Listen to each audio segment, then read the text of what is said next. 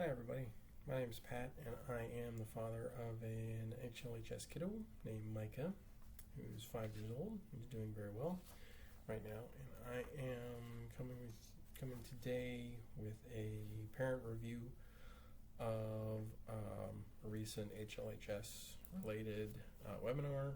Today's is the NPC-QIC September Action Period webinar, and it was 9/16/21.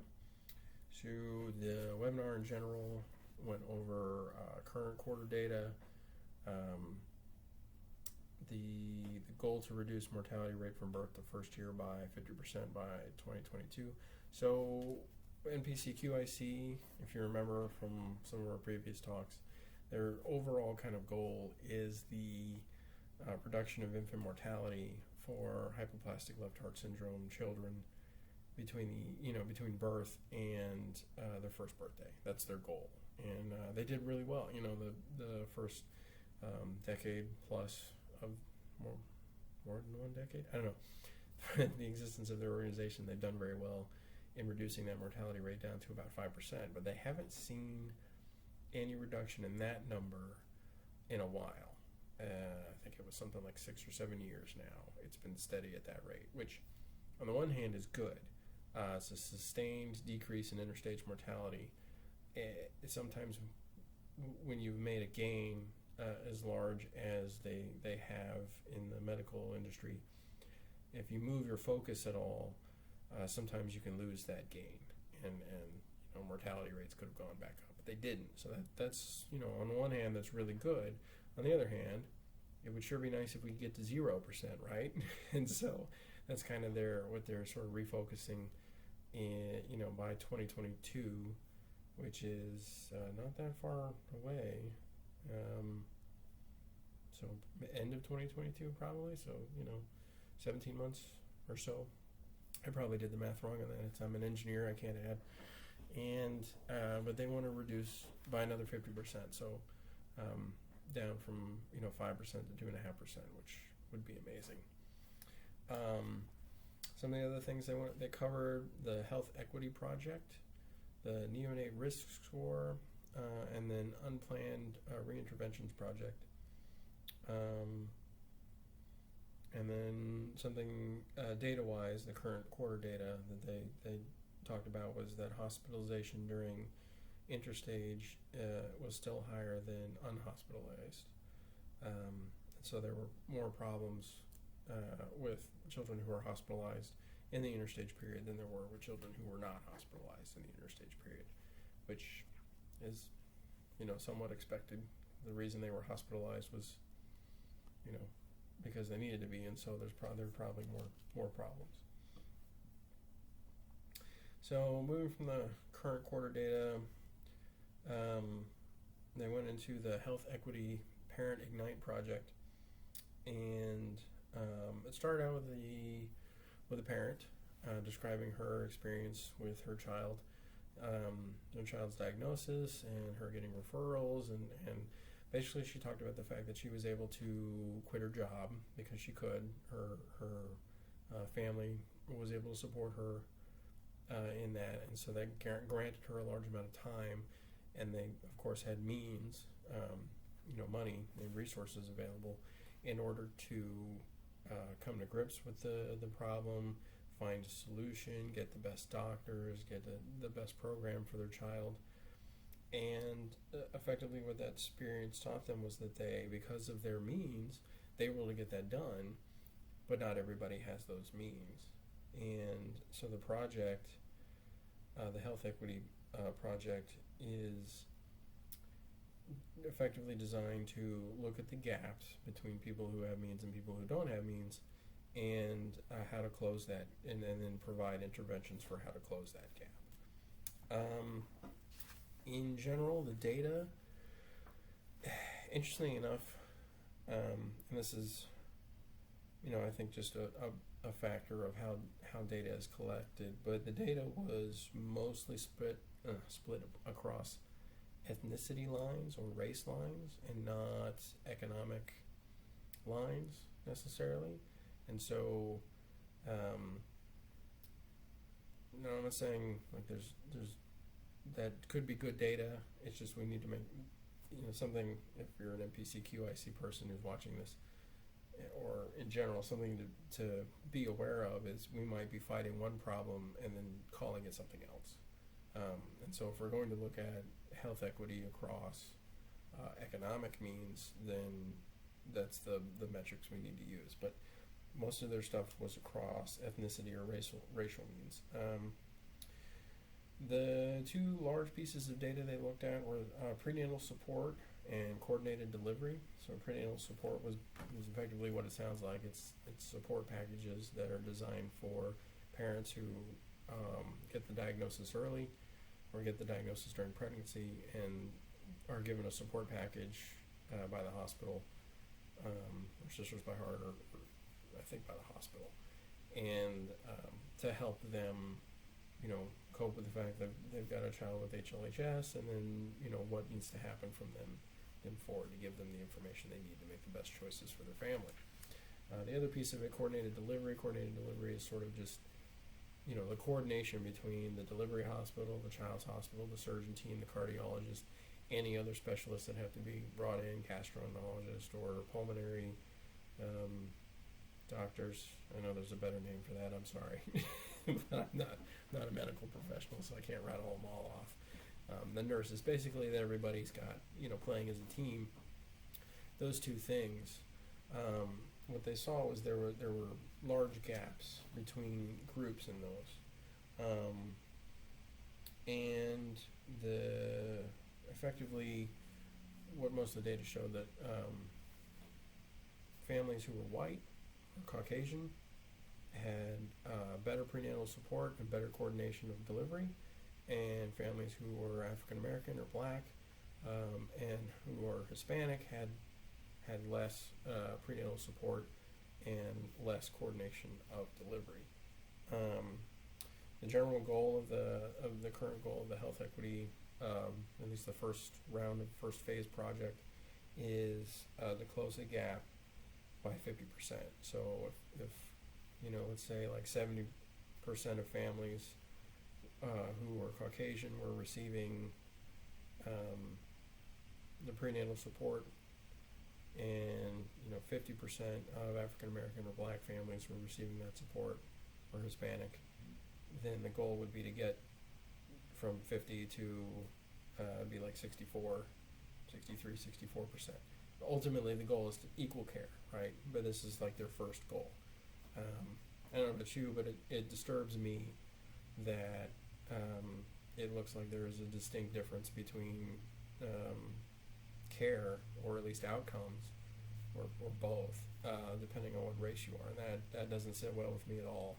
I don't think it sits well. It should not sit well with anybody. One of the things they saw from the data, they believe the disparity seems to be driven by insurance differences between the ethnic groups. It looks like government-based insurance, there's less prenatal support and there's less coordination of delivery. So the interventions are probably going to start targeting in those areas. And their goal is to launch the project in the winter of 2021, so in the next couple months, with a number of interventions to try to kind of combat or bring into line the both the care and the outcomes that we're seeing now. If we discover we're giving the same amount of care to patients, but their ethnicity is still a factor in the outcomes, then that may mean we need to change care, or how care works for certain ethnicities. Not that that's likely, but I guess it's possible. I mean, human beings are complicated. Biology is complicated. So they moved on from that to the health equity survey results. And this was just to see what they had kind of available to parents and families, especially for people who live in minority groups. So the first thing was if the hospital had a dedicated social worker. 24 of the surveyed hospitals said they did. 19 said they had one part-time, and 13 said no. So most have some social worker, although the 13 no. That's a little hard. I mean, I don't know anybody who doesn't use a social worker at some point just to deal with the insurance. Our own journey in insurance was pretty tough. We went through, I think, four insurance companies within the first year. And part of that was because we went from a year to year, and I changed jobs, and then I changed companies again.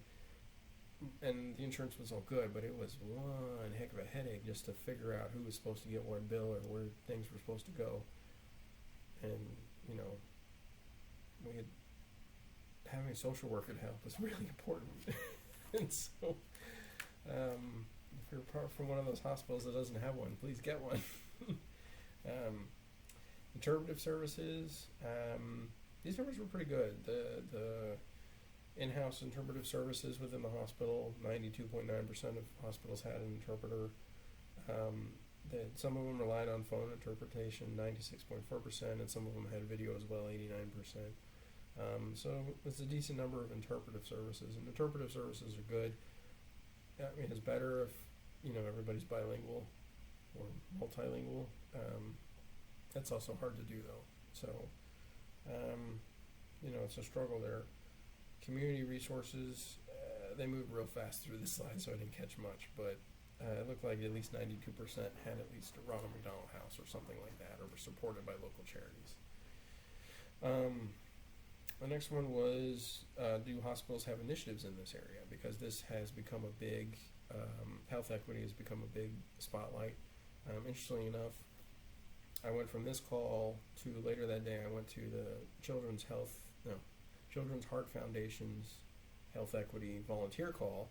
That was later, and one of the guys who was presenting here, Dr. Chan, was being quoted at the other call, his studies. So this is on almost everybody's radar at this point. And so the hospitals, the question was, does your hospital have initiatives to address health equity? 32.7% said yes, 38% said no, and then the rest of them were don't know, because obviously 32 plus 38 doesn't equal 100. So some of the hospitals responded with a we don't know. So that's a decent number. It's about a third.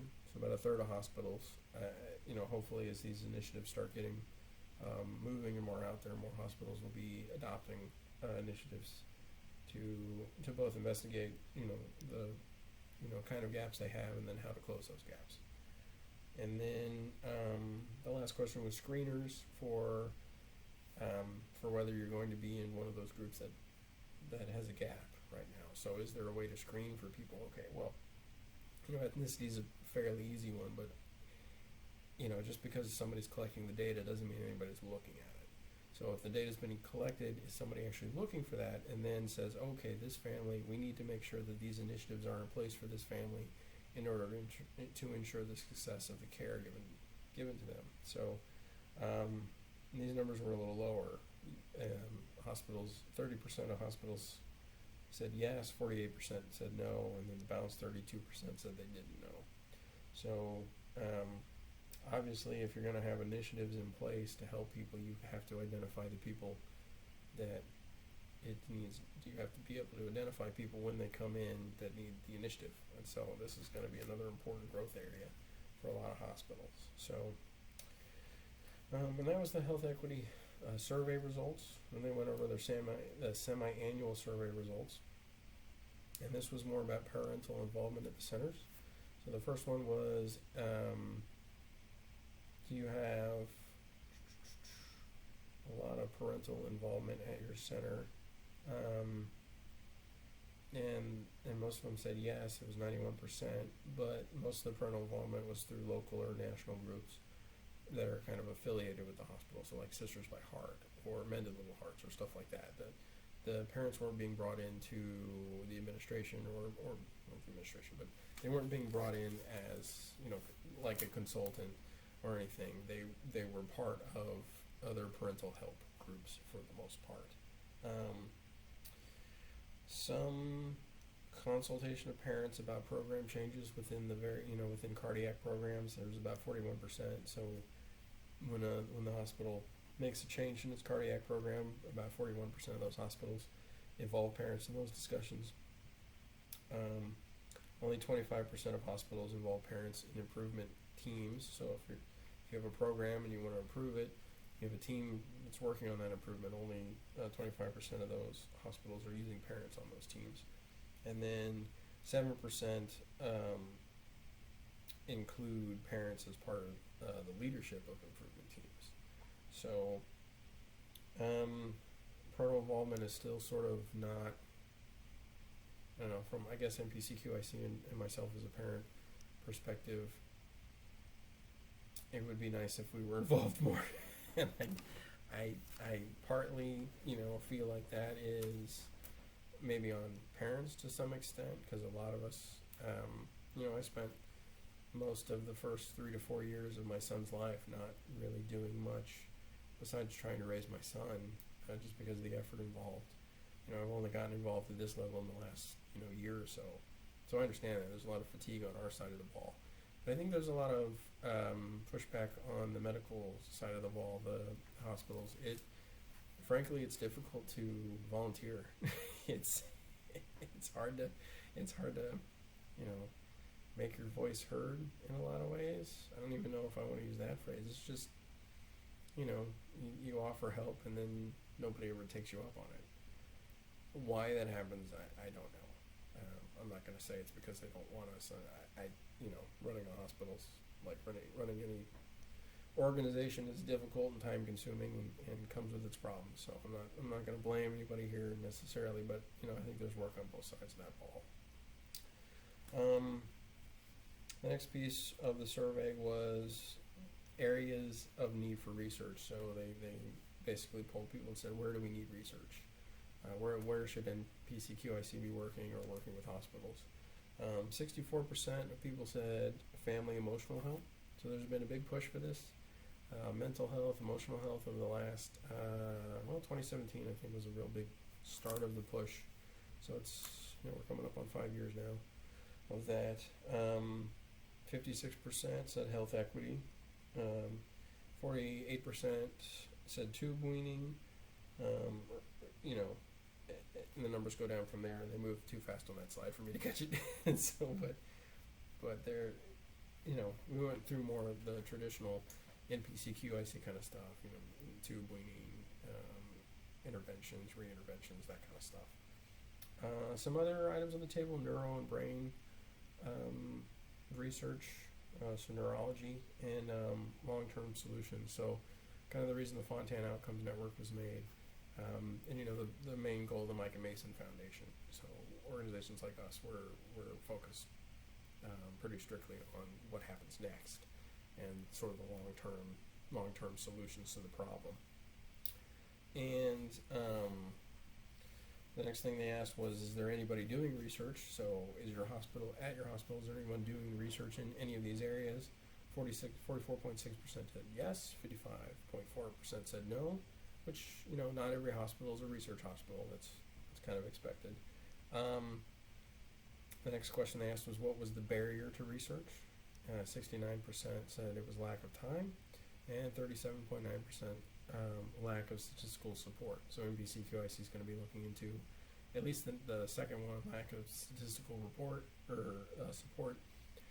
I personally, as an engineer, would love to offer my services to do statistical analysis and data stuff, because that's what I do on a daily basis and have for a long time. But again, I've gotten, oddly enough, pushback on attempts to volunteer in that arena. So hopefully that'll change. And the last question I asked was, if there was an emotional health improvement project, what would do you think you would participate as a hospital? 33.9% said yes. 44.6% said probably, 16.1% said maybe, and 5.4% said no. So pretty good support for participation in emotional health improvement project.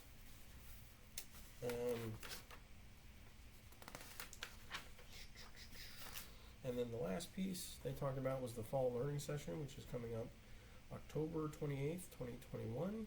It's a Thursday. It's going to be 11 a.m. Eastern Time to 5 p.m. Eastern Time, and it's on Zoom. I think it's interesting. We've got NPC-QIC on Thursday and then on Friday and on Saturday is the single ventricle day. So it's for teens and young adults and people who have single ventricles to be on. So not really for parents and not really for clinicians. So I won't be on there because my 5-year-old's he's 5. But if you're a teenager or an adult with HLHS, that day's for you, and that's going to be on October 30th, the day before Halloween. So anyways, but that's you can register for that. It doesn't matter if you're a clinician or a parent or a patient. Thursday, 10, 28, 21.